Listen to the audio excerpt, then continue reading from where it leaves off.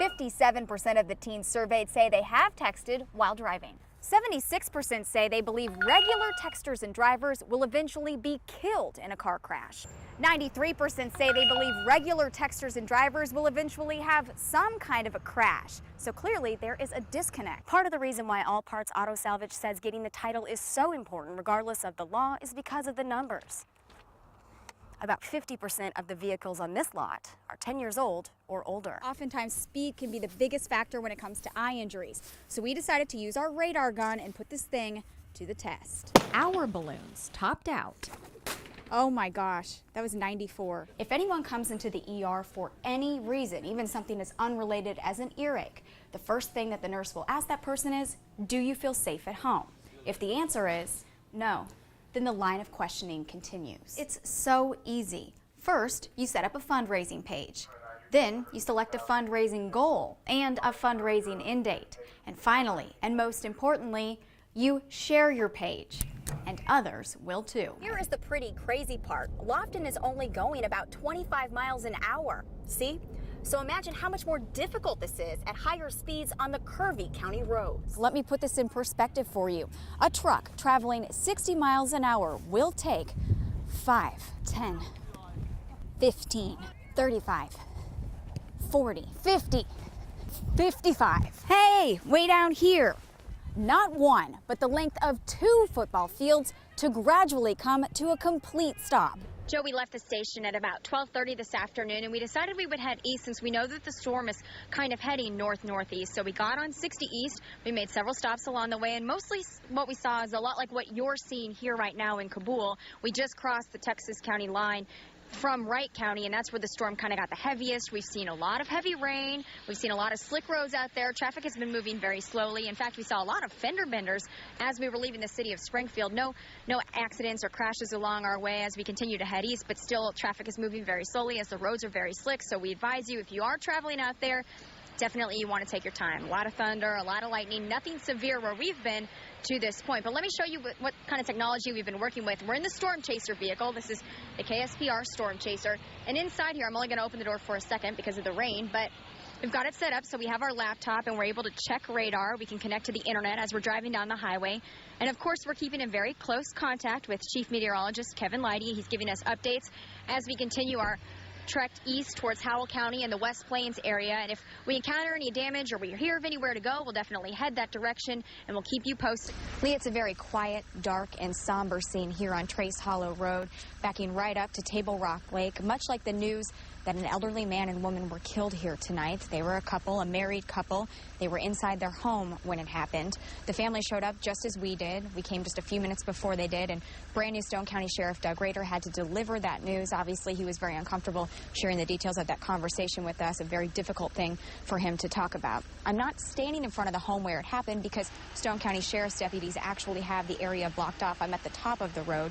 Here's what we know about what led up to this tragic outcome. A neighbor called 911 just before 6 o'clock tonight to report suspicious activity. 2 deputies who were riding together at the time responded. They found the couple dead, but they also found 2 suspects still on the scene. Those suspects were arrested. The sheriff will not say much about those men right now, including how or why he believes they killed the couple in the couple's own home. Again, we're in a very remote part of Stone County, but it's actually pretty heavily populated, especially during the summertime. This is a vacation area, so some of the residents are part-time, just seasonal, and some of them are full-time. In fact, the sheriff says there were only 2 others home at the time of the murder this evening. This is obviously very difficult news to hear and to have to report out of Stone County tonight. Joe, literally just a few seconds after we got off the air, Coach Shockley himself came out of these doors over here where you can see there's just a few students left. But before there was a huge crowd, his remarks were very brief. He had them prepared. He read from a statement. But the biggest part, the part that got all the applause and the cheers and the Doc Shock chants, were when he said, "I will continue to be the boys' basketball coach next season." So these kids were celebrating. They were really pumped. I heard some of them saying, "Hey, we did it. We accomplished it." We saw a couple of board members leaving just a couple of minutes ago, but haven't gotten a chance to talk to any of them. If you tune in to KSPR News this morning, you will hear from Coach Shockley. On a late August afternoon, there are few places more peaceful than Rockaway Beach. Get rid of the worries of the day. It smells like dead. Something's dead in there, you know. rotten. It's hard to believe that just up the road, Gabe Chrisman's worries have only just begun. I'm sick over this deal. I've cried for 2 days. Just, you don't do this to animal. I mean, it's just, you don't do that to people. Chrisman is worried this quiet lakefront community has been invaded by something very dark. It just scared me, you know, to think there's something going on and we need it stopped. Over the weekend, her son found the bodies of 2 mutilated deer in a house Chrisman owns by accident. Her daughter defaulted on the loan years ago. It's been empty ever since. In fact, Chrisman wants to raise it. I do plan on bulldozing this, but it costs money. So does this. I don't know what to do with it. I can't clean it. I can't afford to have body bags and all this stuff come in and clean this up. And it has to be cleaned up. We know. Oh, God. Chrisman didn't go inside, but we did. Oh, I don't know if I want to. Only a pile of maggots remains where the carcass of a buck once was. The rotting doe is still there. There's a chicken in here? And words written like a warning all over the house. Oh. It looks to be relatively recent. The ink isn't faded at all. There were 2 of these death ones, and a lot more bewares, like maybe 10 if I had to estimate. But I wasn't going to stick around to count them. The neighbors have to stick around, though. The poor people are living here. They can smell this, and it's really upsetting me. Suddenly, the serene little town by the lake smells of something sinister. Crazy things have happened. This is a story about a homecoming. Welcome home, everybody. Happy to have you back. But first is a story about what happened while they were away. I pretty much cried the last 12 months straight. It seems like Life went on. We've made do, you know. You just gotta pick up and do it, huh? Life was made. it's bedtime for her. Her daddy needs to hurry. In the year the 509th Combat Engineer Company was in Afghanistan, 13 babies were born to soldiers' wives. Yeah, it was weird. A couple of us had the exact same due date. E.J. Wilkins is the youngest. Give me this. Give me this. Now that Nicole Wilkins is just a half hour from the family reunion, We're nervous, huh? it's hard to know how to feel or what to do. You're so excited that you want to either throw up or you have to go to the bathroom. Like, you just don't know. You can't figure it out which one it is. Anticipation mounts. When we walked over here, they were 15 minutes from the gate. Each minute feels like an hour. I know, it's almost time. And then There's a bus. I don't see him yet. And then Jamie, there he is. Right there. Right there. See? He's, because he walks funny. He's that one right there. And then. Look, it's Daddy! No more words. This is a story about a homecoming, but it wouldn't be complete without the story of what happened while they were away.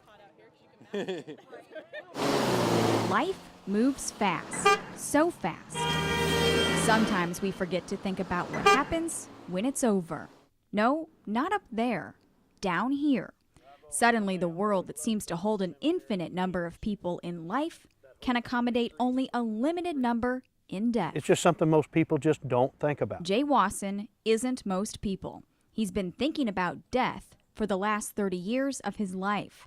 He's been on the board of Nix's Glen Cemetery that long, but the cemetery has been here much longer. There's at least a dozen, I think, maybe as many as 18 or 20 Civil War veterans buried here. Wasson worries that history's been forgotten. Families, members die off.